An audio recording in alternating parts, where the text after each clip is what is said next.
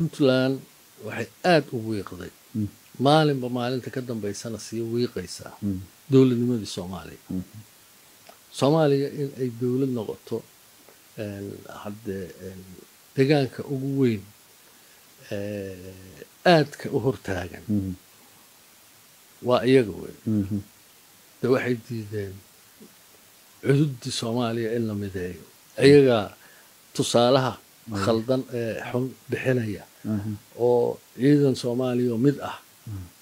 ma ogola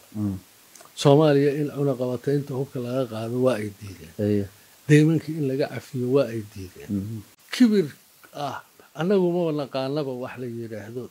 dowlad soomaaliya ka jirta iyo dowlad xamar ka jirta ma aqoonsan ilaa madaxweynaha ma aqoonsan haddaad tidhahdo waxaa waye dowladdaa ma aqoonsan marka yani inay dowlad soomaaliya wax la yidhaahdaba jirtaba ma aqoonsanin heerkaa inay gaaraan inay yani muxuu ahaa dee waddankaanu boholay ku ridayaan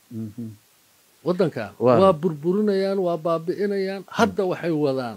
oo ay qorshaynayaan inay shiraraan qabanaynaa inay yidhaahdaan waxoogaa dhaqaale ay meelaha ka heleen iyo imaaraadka iyo meelaha inay adeegsadaan oo yidhaahdaan kaalaya gogolaan dhigaynaa yacni oo dowlad soomaaliya la dhisayaa hadda waxa ay soo wadaan ayaa waxyaabahaas ah